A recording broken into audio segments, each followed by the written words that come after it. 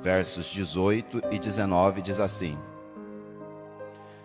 a partir de hoje, Deus está falando, a partir de hoje, 24º dia do 9º mês, atentem para o dia em que os fundamentos do templo do Senhor foram lançados.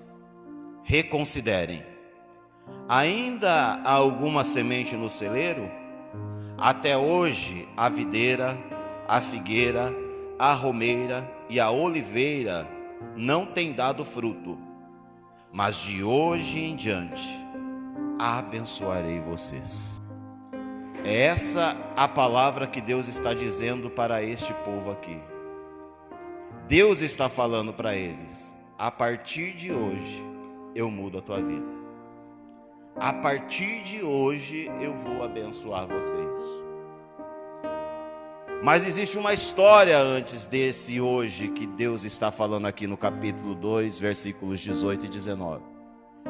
E eu quero falar com os irmãos sobre isso, para chegar nesse ponto, onde Deus chegou para essa nação, que é uma nação, e disse: olha, atentem, olhem lá para o celeiro de vocês, vocês não têm nada lá. Olhem para a plantação de vocês, a figueira não está dando o seu figo, eles viviam da plantação. A videira não está dando a sua uva, as árvores não têm dado fruto para vocês se alimentarem. Mas a partir de hoje, eu, o Senhor, vou começar a abençoar a vida de vocês. Isso vai mudar. E essa bênção que Deus está falando é uma bênção de prosperidade, é bênção material. Ele está falando: vocês trabalham aquilo que vocês esperavam que era, que vocês plantaram, colher, vocês não estão colhendo. E hoje eu mudo isso na vida de vocês. A partir de hoje vocês vão começar a colher. Mas para chegar aqui tem uma história. E é sobre essa história que eu quero falar com os irmãos. Esse povo acaba de chegar da Babilônia há alguns anos, há algum tempo. Esse povo, como eu disse aos irmãos, a tribo de Judá e Benjamim, haviam sido levados cativos para a Babilônia por Nabucodonosor. Acontece que o povo de Deus, aconteceu no Reino Norte, aconteceu no Reino Sul, eles oscilavam entre estar bem com Deus e estar longe de Deus. Quando havia um rei que temia a Deus, eles se aproximavam do Senhor. Mas quando o líder não os levava para perto de Deus, de modo geral, obviamente que sempre havia alguns joelhos que não se dobravam a Baal, mas de modo geral, o povo se afastava de Deus.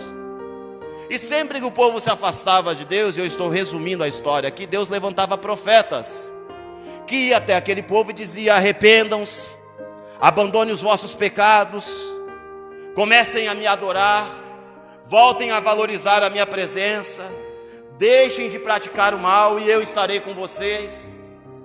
Em suma, essas eram as mensagens dos profetas. De alguma maneira Deus queria, através desta palavra, trazer o povo de volta. E após muitas vezes avisar Judá, e Judá não ouvir, Deus dá um decreto, e Ele determina que vai vir um castigo sobre Judá. Um rei vai vir da Babilônia, vai tomar conta daquele lugar. Deus vai usar esse rei como uma vara de correção para aquele povo, porque aquele povo foi avisado e não ouviu. E isso não acontece de uma hora para outra. Isso acontece depois de muitos anos Deus falando com aquela nação. E veio um homem incrédulo, que adora outros deuses, que tem uma vida totalmente deturpada, e a Bíblia diz que Deus está usando aquele homem para desgraçar a vida dos judeus, porque Deus tem um propósito, que é trazer os judeus de volta para o abraço do Pai. E muitas vezes Deus falou, muitas vezes Deus mostrou, muitos sinais Deus deu, e isso não mudou o coração daquele povo. Então vem uma nação estrangeira, cerca Jerusalém, e leva Judá cativo para a Babilônia. E lá eles se tornam escravos. O povo que conhecia a Deus, o povo que servia a Deus, o povo que deveria adorar a Deus, começa a viver uma vida desgraçada na Babilônia, escravos de Nabucodonosor. Existem alguns salmos que foram escritos nessa época, e o salmista diz que os seus algozes pediam para que eles cantassem louvores na Babilônia. E eles dizem: nós penduramos as nossas harpas nas árvores, e o nosso coração entristecido não conseguia cantar em terra estranha um louvor que nós adorávamos a Deus. E o salmista diz: se eu me esquecer de ti, ó Jerusalém, que a minha língua se apegue ao céu da minha boca, ao meu paladar, e acabe a vida em mim, se eu me esquecer de ti, porque eu estou triste na Babilônia, eu não consigo louvar a Deus aqui. Mas ali foi começando a nascer saudades do templo. O templo, nós sabemos, e eu não preciso ficar tempo explicando que hoje era uma simbologia que ali simbolizava a presença de Deus, o lugar onde Deus se manifestava, amém? Os irmãos sabem que hoje você é o templo do Espírito Santo, e igreja é quando nós nos juntamos, seja onde for. Eu não preciso explicar isso aqui hoje, nós sempre falamos sobre isso, e essa não é a ênfase. Mas o templo para eles era o lugar onde Deus se manifestava, era um símbolo visível, porque Deus fala assim com o homem. É o jeito didático de Deus nos ensinar, através de coisas que nós vemos. É por isso que nós nos batizamos, porque é um sinal visível que eu nasci de novo. É por isso que nós tomamos a ceia como nós vamos tomar hoje, para nos lembrar daquilo que Jesus fez por nós. Através de coisas que nós vemos, Deus está nos ensinando. O templo tinha um símbolo, e naquele templo Deus habitava, e obviamente o templo apontava para Cristo. O valor do templo não estava no templo em si, mas na presença que no templo habitava. E lá na Babilônia, longe de Deus, eles começaram a ter saudade. Depois de ter abandonado tudo lá, escravos, eles começaram a ter saudades. Mas o Senhor já havia dito pelo profeta Isaías que esse cativeiro duraria 70 anos. E ele levantaria um homem por nome Ciro, e esse Ciro libertaria os judeus, e eles voltariam para Jerusalém. E conforme Deus falou através do profeta, o povo foi liberto quando cumpriu-se o tempo. E agora eles começam a voltar da Babilônia para Jerusalém. Uma viagem de alguns meses. Eles começam a retornar. E quando eles chegam, eles têm um mandato de Deus.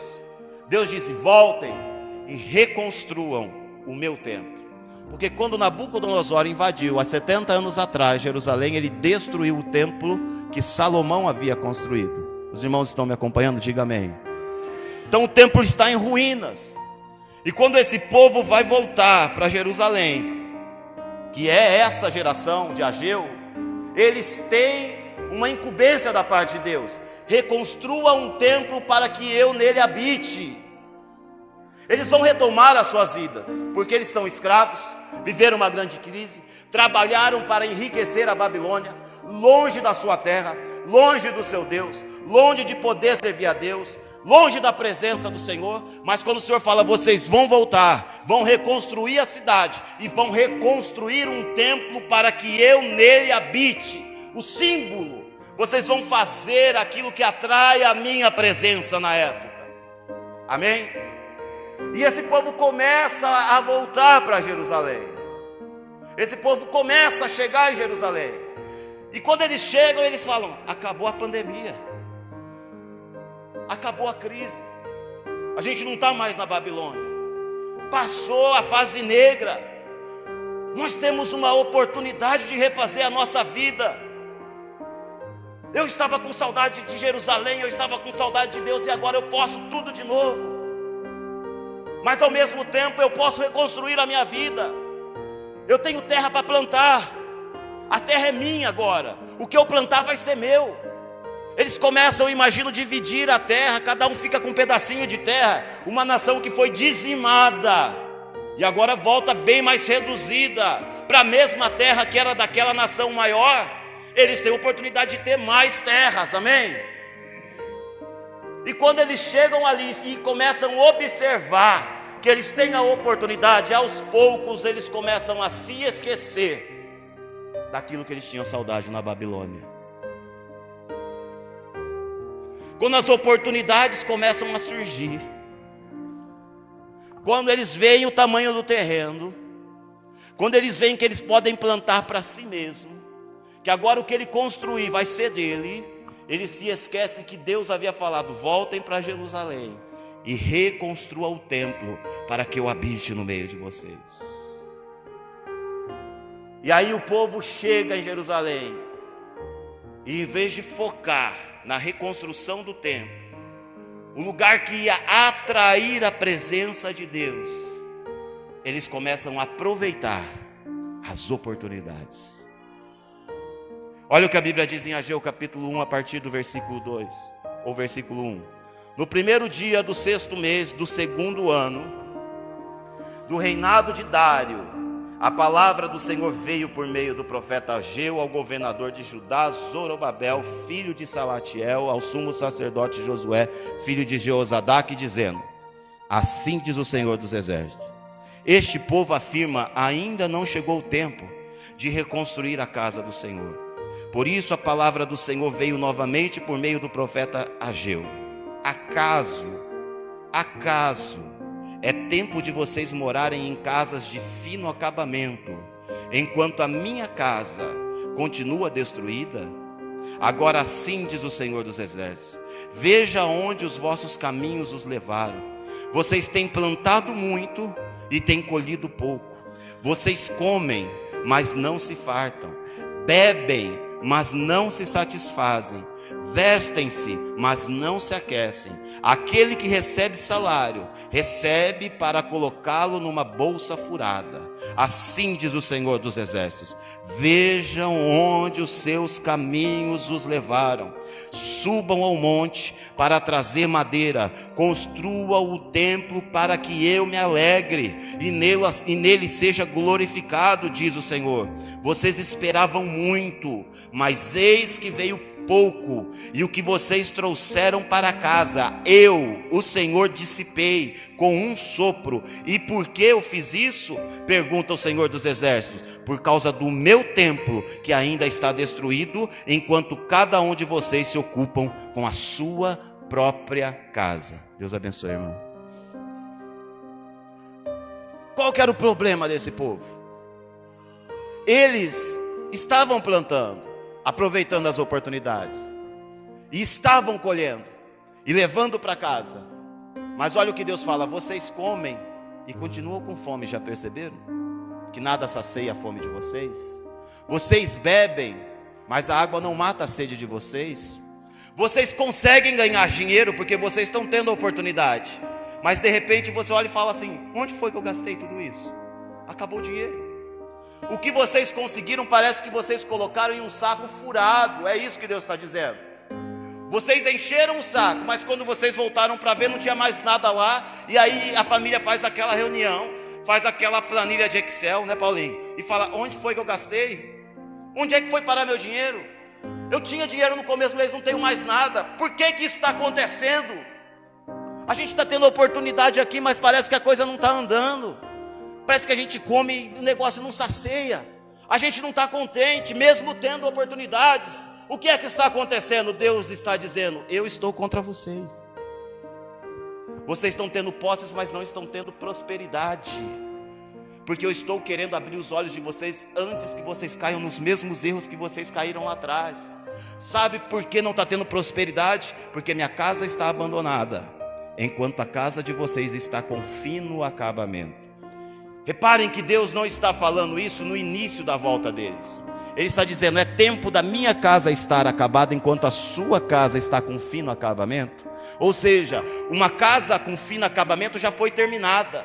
Eles gastaram muito tempo construindo as suas casas. Ele falou assim: Deus não está dizendo: acaso é tempo da minha casa estar abandonada, enquanto a sua você está construindo um alicerce? Não. Deus não está dizendo que você não pode trabalhar pela sua casa. Deus não está dizendo para eles que eles não devem procurar plantar, colher e se dar bem e ser feliz nessa terra. Deus está dizendo: vocês simplesmente abandonaram o propósito pelo qual vocês voltaram. Vocês simplesmente esqueceram da minha presença de novo. Vocês começaram a casa, já está dando fino acabamento na tua casa, e enquanto isso a obra do meu templo está parada. Vocês não estão se importando se a minha presença está no meio de vocês ou não. Vocês estão preocupados quem vai acabar a casa primeiro, quem vai ter a casa mais bonita da rua, quem é que vai poder plantar e colher mais, para poder explorar o seu próximo, como a gente vai ver no capítulo 2, que eles estavam explorando uns aos outros. Vocês estão com desejos egoístas. É isso que Deus está dizendo. O problema de vocês, povo de Judá, não está prosperando, é porque vocês não estão valorizando a minha presença e estão valorizando demais as oportunidades que estão surgindo. Eu não quero que vocês parem de aproveitar as oportunidades. Eu quero que vocês comecem a rever as suas prioridades. Esse é o resumo do livro de Ageu. E esse é o problema que assolava Judá. Você não tem. O que você tem parece que você não tem, porque você abandonou o desejo, o anseio pela minha presença. A oportunidade que eu te dei roubou o meu lugar. O terreno que eu te dei roubou o tempo que você dedicava para mim. A possibilidade e a semente que eu te dei para você plantar e ter sua vinha roubou aquilo que você dava para mim. Você está se embriagando com as uvas da sua vinha enquanto eu estou abandonado.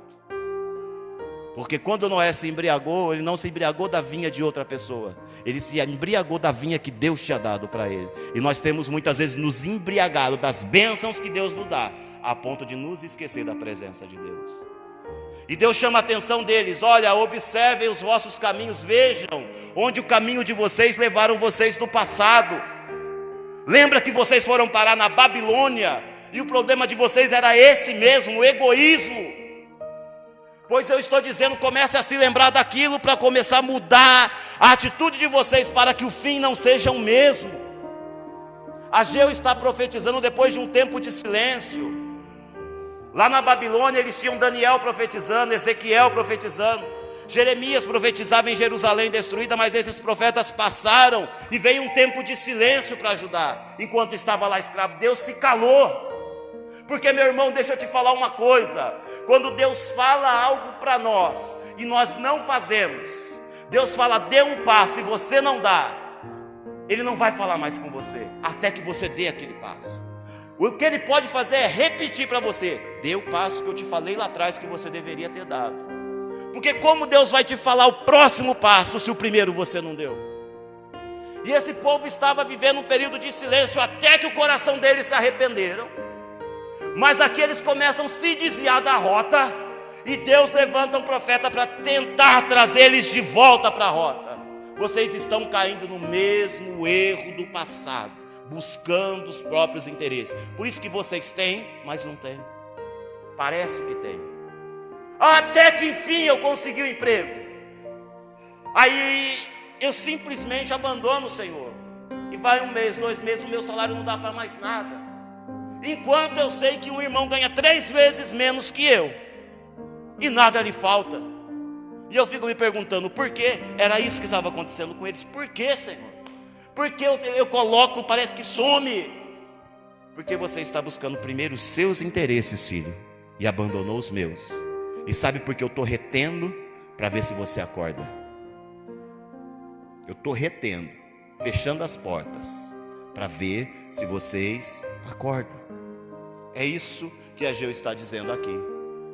Entenderam qual era o problema desse povo? O problema desse povo era que eles não estavam tendo prosperidade. O motivo deles não terem prosperidade é porque eles estavam voltando a praticar os erros que eles tinham cometido lá no passado. E Deus fala, não repitam os mesmos erros. Ageu capítulo 1, versículo 5 e versículo 7. Nós lemos, mas vamos ler de novo. Agora sim diz o Senhor dos exércitos: veja onde os seus caminhos os levaram. Deus está convidando esse povo a fazer uma reflexão. E hoje Deus está nos convidando a fazer uma reflexão. Até onde você chegou? Veja onde você foi parar por causa das suas escolhas. No versículo 7 ele repete: vejam onde os seus caminhos os levaram. No passado você já agiu assim, você mudou, você voltou, e agora você está voltando a agir assim. Eu quero que você esqueça aquele jeito de agir e comece a agir de uma nova maneira. Veja onde seus caminhos os levaram, reflita onde suas escolhas estão levando vocês neste momento. Deixando a minha obra em segundo lugar para cuidar da sua obra, deixando a minha presença em segundo lugar para se encher daquilo que o mundo pode te dar, que era isso que o povo estava fazendo. E eu repito, meus irmãos, Deus não é contra esse povo construir suas casas, não. Deus se manifesta para eles através de um profeta quando a casa deles está em ponto de acabar. É muito tempo já que eles abandonaram a obra de Deus, que está os escombros do templo abandonado, enquanto eles cuidam do fino acabamento. Não é um teto para morar, nós estamos falando de fino acabamento. Acabou a casa, já tem o básico, vamos enfeitar, e o templo fica parado. Enfeitou a casa, vamos construir uma para alugar, e o templo fica parado, a presença fica esquecida. É como se Deus dissesse: será que eu vou ter que mandar Nabucodonosor de novo para vocês aprenderem e acordarem? Reflitam o que vocês estão fazendo e vejam se o que vocês estão fazendo não vão te levar para o mesmo lugar. Olha onde o caminho de vocês os levaram no passado. Então a primeira coisa que Deus fala é: não repita o mesmo erro. Meus irmãos, o passado ele é muito útil quando ele se torna nosso professor. Ele é péssimo quando ele é nosso acusador. Mas quando o passado, os erros antigos se tornam nosso professor, é a única utilidade que o passado tem na nossa vida, é ser nosso professor. E muitas vezes nós não nos permitimos aprender com os erros que nós cometemos lá atrás. Nós insistimos em repetir os erros. Nós nos esquecemos do tempo que nós choramos pela presença de Deus, e Deus veio e nos bastou, e as coisas começaram a acontecer. E quando as coisas começaram a acontecer, nós abandonamos a Deus e abraçamos as coisas, até que as coisas se vão pelos vãos dos nossos dedos, para nós nos lembrarmos que é a presença de Deus que nos basta. Porque, irmãos, não existe mais nada mais precioso que essa presença. As coisas que têm preço, nós precisamos aprender que elas não têm valor. As coisas que têm valor, elas não têm um número lá especificando quanto custa.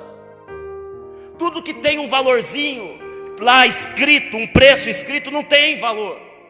O que tem valor é a presença de Deus na tua vida. E quando ela vem, pode ter certeza, você vai terminar a sua casa, você vai plantar e vai fluir. Mas primeiro as primeiras coisas. Hoje Deus te convida, examina o seu passado, vê onde você errou e vê se você não está repetindo o mesmo erro, ou veja se você não está indo por esse caminho de abraçar as coisas que eu te dei e se esquecer de mim. Aleluias. Vocês vão repetir os mesmos erros que te levaram para a Babilônia. Meus irmãos, antes de qualquer consequência dos nossos erros, Deus sempre procura de alguma maneira abrir os nossos olhos. No passado, esse povo que foi para a Babilônia também foi alertado. Deus também procurou abrir os olhos deles, mas eles não ouviram. E agora a história se repete. E Deus, que é rico em misericórdia, novamente vem abrir os olhos daquele povo. Vocês são diferentes. O mundo age assim. O mundo vive em função de ter coisas. Vocês têm a mim. Me entroniza em vosso coração, e eu acrescentarei tudo o que vocês precisam. O primeiro erro desse povo é porque eles estavam repetindo o erro do passado, se esquecendo de Deus. O segundo erro desse povo não é que eles não estavam dizendo: não, a gente não vai construir. Eles estavam dizendo: nós vamos construir, mas ainda não chegou o tempo. Ainda não chegou o tempo. Eles começaram a dar desculpas para não fazer o projeto de Deus. Um abandonou, o outro abandonou, um pouquinho de fermento foi levedando toda a massa, e então eles falaram assim: vamos analisar aquela profecia de Isaías. Isaías disse que era 70 anos para a gente voltar da Babilônia. Vamos fazer a conta aqui? E começa a puxar a genealogia de um. Acho que não deu 70 anos ainda não, vamos construir nossa casa. Quando der 70 anos, a gente volta a construir o templo. Procurando na Bíblia desculpa para não cumprir a Bíblia. Procurando nas coisas que Deus falou uma desculpa para não fazer aquilo que Deus falou. Isso é o que nós mais vemos nos nossos dias. A pessoa coloca a Bíblia na vida dele, mas não coloca a vida dele dentro da Bíblia. Deixa eu te falar uma coisa, Jesus não quer que você adeque a Bíblia à sua vida. Ele vai dizer para você, muito obrigado, mas pode seguir o seu caminho. Quando Nicodemos foi até ele, querendo adequar o evangelho ao sistema da vida que Nicodemos vivia, que era ser um fariseu, continuar sendo líder dos fariseus e se encontrar com Jesus escondido à noite, Jesus falou assim, para a gente começar a conversa, Nicodemos, você tem que nascer de novo. Eu não vou adequar o que eu falo à sua vida, você vai ter que adequar a sua vida àquilo que eu falo.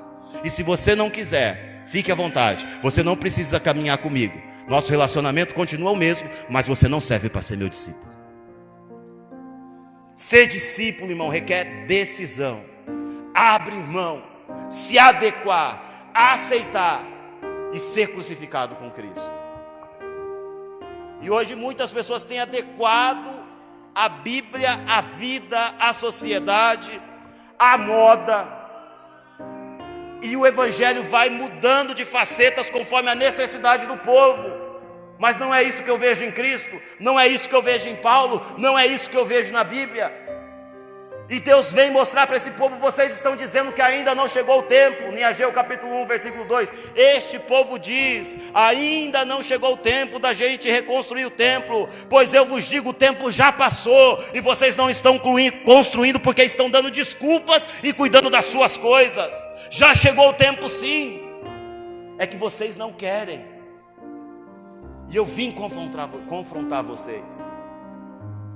O templo, irmão, significava a presença de Deus, mas o povo foi seduzido pela oportunidade da liberdade, foi seduzido por poder ter casa grande, foi seduzido por poder plantar e colher, foi seduzido por ter poder. Nós, todo mundo, partimos da estaca zero aqui agora. Imagina, todo mundo volta da Babilônia, todo mundo parte da estaca zero junto. Eu quero me destacar, eu quero dominar assim como eu fui dominado. Eles voltaram com a mente da Babilônia para Jerusalém, e Deus está falando, muda esse seu pensamento, porque aqui você tem que pensar como Cristo. A minha mente tem que ser igual a de Cristo. Eu não posso trazer o que está no mundo para dentro da igreja. Se o mundo quiser, ele que seja influenciado pela igreja, e se ele não quiser, não precisa, mas eu com ele não vou caminhar. Se ele quiser, ele que caminhe comigo, porque eu estou seguindo a Cristo Jesus.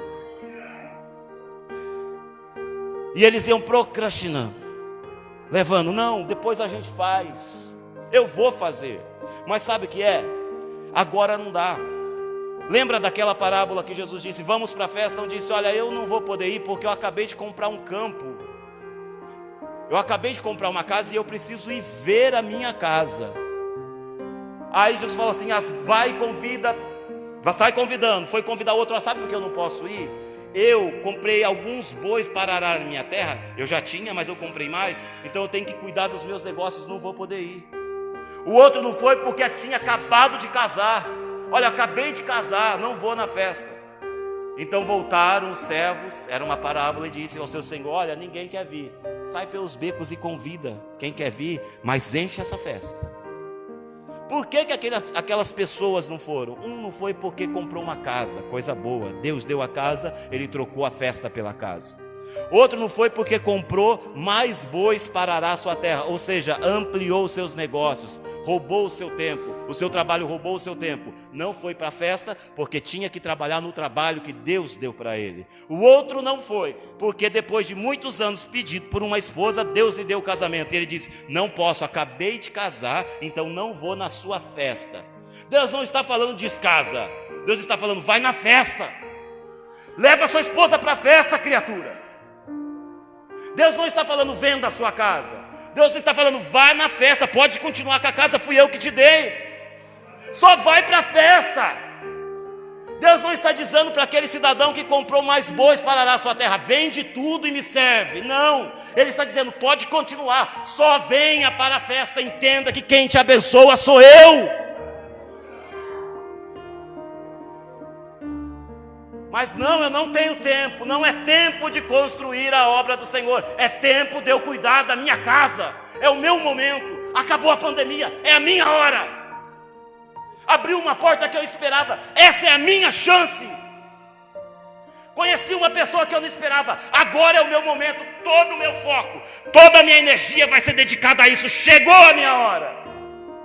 Deus não está dizendo que você não pode fazer isso. Deus está dizendo: só não esqueça do principal. Porque o terceiro erro desse povo foi ter invertido as prioridades. Enquanto eles falavam: não é tempo de construir sua casa, eles diziam: é tempo da gente construir a nossa casa. E não só construir a nossa casa, dar um fino acabamento à nossa casa, plantar a nossa vinha, adquirir mais terrenos. E aí Deus vem e fala com eles, no capítulo 1, versículo 4, que nós já lemos, mas eu vou ler novamente. Acaso é tempo de vocês morarem em casas de fino acabamento, enquanto a minha casa continua destruída? Imagina Deus fazendo essa pergunta através do profeta. É tempo de vocês cuidarem com tanto carinho do que eu te dei, enquanto a minha presença está abandonada? Porque o templo era o símbolo que atrairia a presença de Deus. É tempo de vocês se dedicarem com tanta dedicação para isso, enquanto vocês esqueceram de mim e me trocaram por aquilo que eu dei para vocês. É por isso que não está dando certo, gente. Deus está dizendo para eles: é por isso que não está dando certo. É por isso que vocês estão se esforçando e a coisa não vai. Porque vocês abandonaram o principal, criatura. Abre os olhos. Enxerga, eu estou mostrando motivo para vocês, porque eu vos amo e estou atraindo vocês para os meus braços.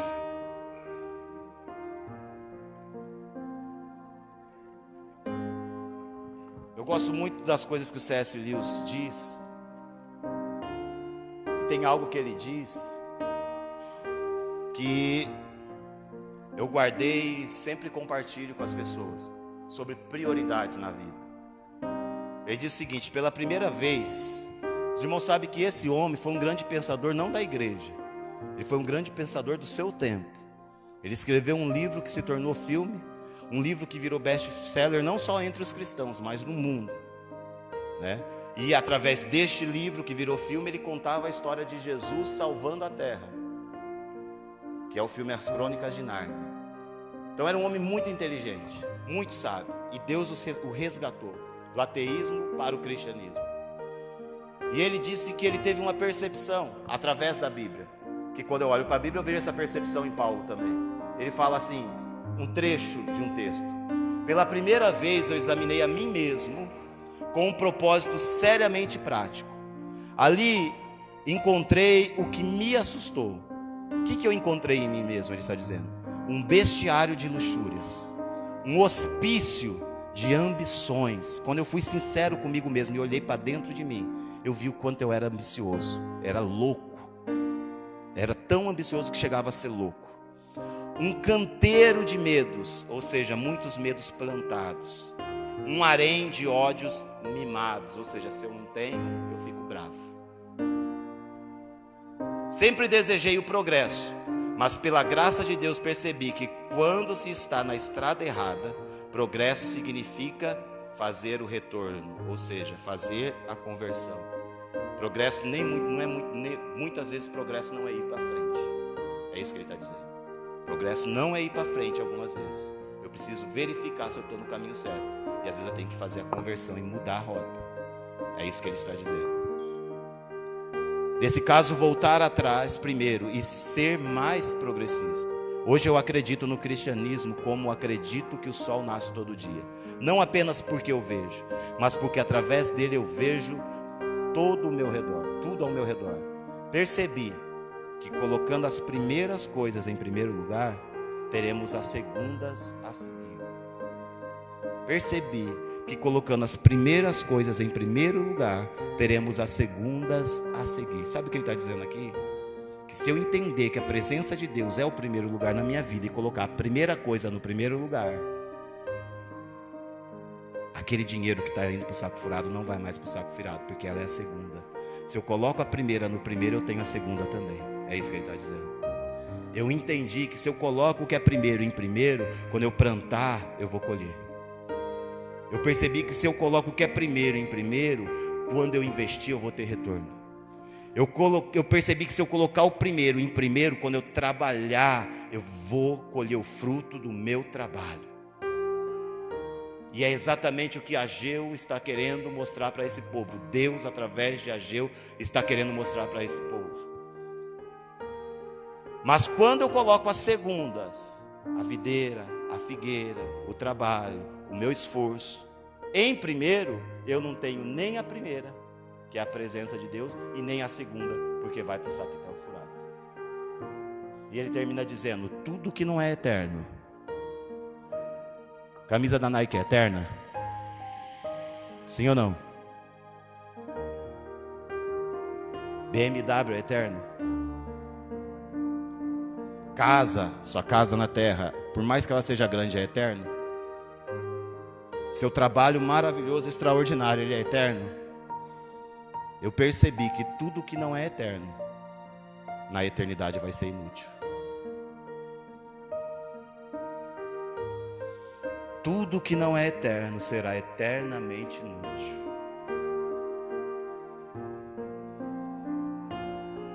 Paulo disse que se a nossa esperança em Cristo é só para essa vida, nós somos os mais dignos de misericórdia de todos os homens. Nós não entendemos nada do Evangelho. Nós estamos vivendo por algo que não é o sonho de Deus.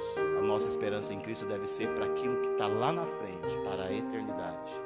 E quando eu inverto essas coisas na minha vida, igual esse povo fez, conforme diz em Ageu, capítulo 1, versículos 4, que a gente leu, versículo 9 também, vocês esperavam muito, mas eis que veio pouco. E por que veio pouco? E o que vocês trouxeram para casa, de todo o seu trabalho, eu dissipei com um sopro. E por que eu fiz isso? Pergunta o Senhor dos Exércitos. Por causa do meu templo. Vocês estão buscando o que é segundo e colocando ele como prioridade. E o que era para ser primeiro, vocês colocaram: se der tempo eu faço. Se der tempo eu faço. Não responda, por favor, não responda. Eu sei que todo mundo tem a vida corrida aqui. Mas alguma vez na tua vida, ou quantas vezes na tua vida, porque eu sei que você já fez isso, você colocou o relógio para despertar de manhã, para acordar mais cedo do horário que ia para o trabalho, para poder falar com Deus. Quando a gente fala de prioridade, a gente precisa ser honesto. O que Deus está dizendo para esse povo? Reconsidere o seu caminho. Vê onde é que você está errando. Eu sou prioridade? É, Senhor. Eu sou primeiro lugar? É, Senhor. Todo mundo já colocou o relógio para despertar para ir trabalhar, porque é uma prioridade trabalhar. Mas você já colocou o relógio para despertar 1 hora antes do que você precisaria acordar para ter um tempo para Deus? A sua prioridade? Porque eu sei que Deus é primeiro lugar na sua vida. Quantas vezes você planejou o seu dia e no seu dia tinha um tempo reservado para Deus? Não estou falando do domingo, não estou falando do culto aqui, de viver isso aqui. Eu estou falando de prioridade, porque o que é prioridade eu trato como prioridade. E é isso que Deus está querendo fazer esse povo refletir. Adianta vocês dizerem que eu sou prioridade, as vossas ações não condizem com as vossas palavras. Eu quero aprender a Bíblia agora é minha prioridade. No seu dia, na sua agenda, onde a Bíblia entra. Eu quero conhecer mais a Deus. Onde está entrando isso na sua agenda? É prioridade mesmo? Ou é da boca para fora? É frase bonita de efeito que a gente aprendeu e pronuncia, repete. Porque, meus irmãos, é como nós falamos aqui terça-feira, Deus mais vê do que ouve. Deus está olhando para o teu coração, e o que sai da tua boca Muitas vezes pode sair até equivocado em relação ao que está no seu coração, mas Deus está olhando para o teu coração. Amém? Sobre isso Jesus disse o seguinte: então alguém da multidão gritou: mestre, eu estou lendo um texto na versão NVT, que é uma versão mais simplificada, tá? O que eu estou lendo está em Lucas 12, 13, 30, do 13 ao 34. Mas eu não vou comentar o texto, eu só quero ler e quero que você preste atenção no que Jesus disse. Então alguém da multidão gritou: mestre, por favor, diga ao meu irmão que divida comigo a herança do meu pai. Jesus respondeu: amigo, quem me pôs como juiz sobre vocês para decidir essas coisas? Irmãos, nessa frase, eu preciso parar um pouco aqui. Jesus está dizendo para que ele veio e para que ele não veio. Ainda que aqui não está escrito tudo para que ele veio, está dizendo para que ele não veio. Um homem procura ele porque ele foi injustiçado na divisão de uma herança financeira. Aí fala assim: mestre, eu queria que o senhor viesse aqui para resolver uma dificuldade, já que todo mundo está respeitando o senhor. Meu irmão está passando a perna em mim aí na herança. Ele fala assim: meu amigo, eu não vim para isso. Quem me pôs de juiz entre vocês para tratar dessas coisas? Não é para isso que eu vim. Entenda que não é para isso que eu vim. E Jesus continua. Em seguida disse aos seus discípulos: cuidado, guardem-se de todo tipo de ganância. Todo o tipo de ganância. Queridos, ganância não é só quando eu quero muito, não. Eu posso ter ganância por pouco também. E Jesus está dizendo: guardem-se de todo tipo de ganância. A vida de uma pessoa não é definida pela quantidade de seus bens. Ou seja, o homem não é aquilo que ele possui. Então lhes contou uma parábola. Um homem rico tinha uma propriedade fértil que produziu boas colheitas. Então ele pensou: o que devo fazer? Não tenho espaço para toda a minha colheita. Por fim disse: já sei, eu vou derrubar os celeiros e construir outros maiores. Assim terei espaço suficiente para todo o meu trigo e meus outros bens. Então direi a mim mesmo: amigo, você guardou o suficiente para muitos anos. Agora descansa, come, bebe, se alegre. Mas Deus disse àquele homem: louco, você morrerá essa noite. E então quem ficará com o fruto do seu trabalho? Sim, é loucura acumular riquezas terrenas e não ser rico para com Deus. Eu quero só abrir um parênteses. Jesus não disse é errado acumular. Ele disse é loucura acumular e não ser rico para com Deus. Ou seja, é loucura inverter as prioridades. Ele não está proibindo ninguém de ser rico. Ele está dizendo aí, é loucura você inverter suas prioridades. Você ter muito aqui e ter pouco lá. Então, voltando para os seus discípulos, Jesus disse: por isso eu lhes digo que não se preocupem com a sua vida diária, se terão o suficiente para comer, ou com o seu corpo, se vocês vão ter para vestir. Pois a vida é mais que a comida e o corpo é mais que a roupa. Observem os corvos, coisa que você não dá ligância. Olha para o corvo, olha para os urubu. Eles não plantam, não colhem, não guardam comida em seus celeiros, pois Deus os alimenta. Deixa eu contar um segredo para vocês. Vocês valem muito mais do que qualquer pássaro. Se Deus cuida do urubu, não vai cuidar de você? Se Deus cuida do urubu, Ele não vai cuidar de você?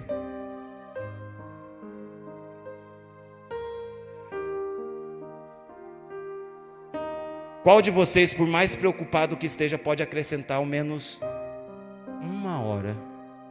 Eu vou diminuir 1 minuto a sua vida. Se faltar o ar agora, você consegue acrescentar 1 minuto à sua vida? Você tem esse poder? Jesus está perguntando. E se não podem fazer uma coisa tão pequena, do que adianta se preocupar com as maiores? Observem os lírios do campo. não trabalham, não fazem roupas. No entanto, nem Salomão, que foi o homem mais rico da sua geração, em toda a sua glória, conseguiu se vestir igual a um deles. Se Deus veste o lírio do campo, que hoje está lindo e amanhã morre, vocês acham mesmo que Ele vai deixar você ficar nu? Vocês acham mesmo que Ele não vai cuidar de você? Para você viver tão preocupado a ponto de inverter os valores, de trocar as prioridades, porque se eu não fizer, não vai acontecer. Deus não está dizendo para você não fazer, Deus está dizendo para você hoje: coloque as coisas no lugar certo na tua vida. Coloque as coisas no lugar certo na tua vida. As coisas não estão indo para frente, porque as coisas estão no lugar errado. O que era para estar em primeiro lugar está em segundo, e o que era para ser segundo lugar está em primeiro. Não se inquietem com o que vocês vão comer ou com o que vocês vão beber. Não se preocupem com essas coisas. Elas ocupam os pensamentos daqueles que não conhecem a Deus. Mas o vosso Pai sabe o que vocês precisam. Busquem em primeiro lugar o reino de Deus, e essas coisas vos serão acrescentadas.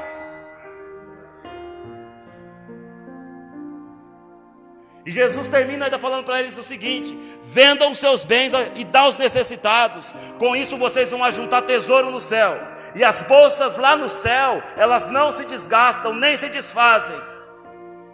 Seu tesouro estará seguro ali. E eu aconselho a vocês que o vosso tesouro esteja lá, porque onde estiver o seu tesouro, ali vai estar o seu coração. Se as coisas daqui tomaram o lugar de Deus, você já sabe qual é o seu tesouro.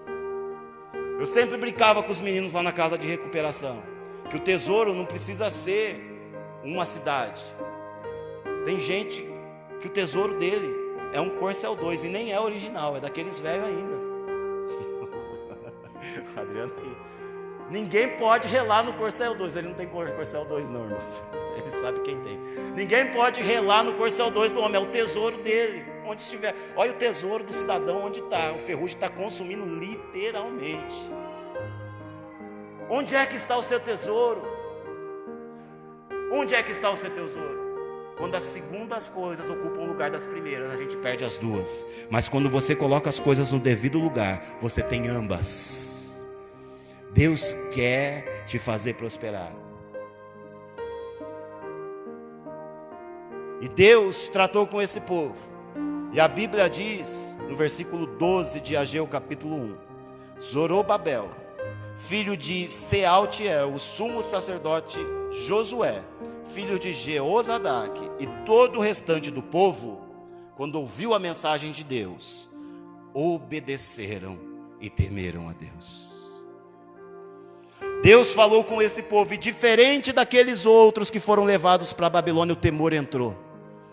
Eles falaram: Deus está falando, eu preciso obedecer, eu preciso mudar a rota, eu preciso rever o meu caminho, eu preciso mudar a minha atitude, eu preciso rever meus conceitos, eu preciso rever os meus valores, eu preciso reconstruir. Aí vem o refrão: quero voltar, só os velhos saberão, ao primeiro amor, ao primeiro amor. Eu quero voltar a Deus. Ei, minha irmã, tu é velho, hein? Quero voltar ao primeiro amor, eu quero voltar a Deus. Nós precisamos hoje rever nossos conceitos e valores, meus irmãos. Se coloquem de pé. A Bíblia diz que esse povo obedeceu. E quando se obedece o primeiro comando de Deus, lembra? Deus dá um segundo comando. Lembra que Jesus falou: se você não é fiel no pouco, eu sei que você também não vai ser fiel no muito. Eu sei que você não vai ser fiel no muito se você não for fiel no pouco. Quando esse povo dá o primeiro passo, Deus volta a falar através de Ageu com esse povo. Deus manda uma outra mensagem pelo profeta Ageu. E diz para eles assim: eu venho encorajar vocês. 23 dias depois da primeira mensagem, o coração daquele povo aceitou. O coração daquele povo se voltou. O coração daquele povo de fato se converteu. E eles começaram a reconstruir o templo. Aí a Bíblia diz que no versículos 14 e 15 do capítulo 1: assim o Senhor encorajou o governador de Judá, Zorobabel, filho de Sealtiel, e o sumo sacerdote Josué, filho de Josadaque, e todo o restante do povo, e eles começaram a trabalhar no templo do Senhor dos Exércitos, o seu Deus, no 24º dia do 6º mês do 2º ano do rei Dário. 23 dias depois da primeira profecia, eles começaram a trabalhar para reconstruir o templo. E Deus, quando viu aquilo, foi lá e encorajou eles, e começou a falar através do profeta Ageu. E Deus disse assim: coragem, Zorobabel, declara o Senhor, coragem, sumo sacerdote, filho de Josadaque. E ele diz no versículo 2: pergunte, quem de vocês, capítulo 2, versículo 3, viu o templo de Salomão? Tinha uns velhinhos que tinham visto aquele templo enorme de Salomão, gigante, era muito ouro. E Deus diz assim: olhem para esse templo que vocês estão construindo. Ele é menor no tamanho, mas a glória deste segundo templo, a glória deste segundo templo será maior do que a glória do primeiro templo.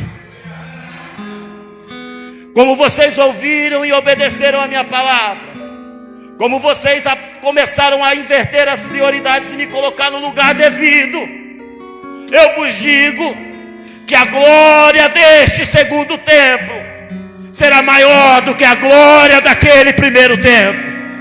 Aquele templo tinha ouro, esse templo vai ver o meu filho entrar pelas suas portas. Aquele templo tinha prata, mas é nesse templo que Jesus vai colocar os seus pés e dizer: é chegado o reino de Deus. Oh, aleluia! Oh, bendito é o teu nome, ó Deus. Eles continuaram a construção daquele templo. E 3 meses depois, Deus dá outra profecia para esse homem. E ele volta para eles. E eles dizem para eles: olha, no passado vocês estavam plantando, e com tanta vontade de se dar bem, vocês tinham lá 50 quilos e vocês cobravam o preço de 100. No capítulo 2, a partir do versículo 19. Vocês vendiam a metade pelo preço do dobro, passando a perna um no outro, enganando na balança. Mas como vocês se converteram, como vocês entenderam, como vocês ouviram a minha palavra, a partir de hoje, oh aleluia, a partir de hoje, 24º dia do 9º mês, 3 meses depois,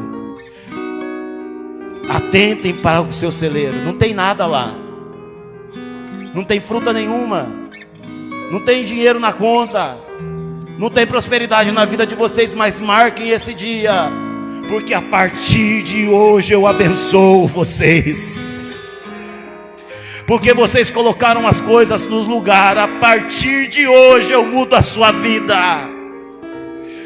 Hoje eu mudo a sua vida. Deus está falando para esse povo. E diante dessa condição eu te digo, meu irmão, que se o seu coração ouviu essa palavra, e semelhante a esse povo, você entendeu que as prioridades estão invertidas na sua vida, e no seu coração você entendeu que você tem que refazer o caminho. Esta palavra, em nome de Jesus Cristo, e como ministro dessa igreja, eu ministro sobre a sua vida que se há sinceridade na sua decisão, que será efetivada pelas suas obras. Hoje Deus muda a sua vida.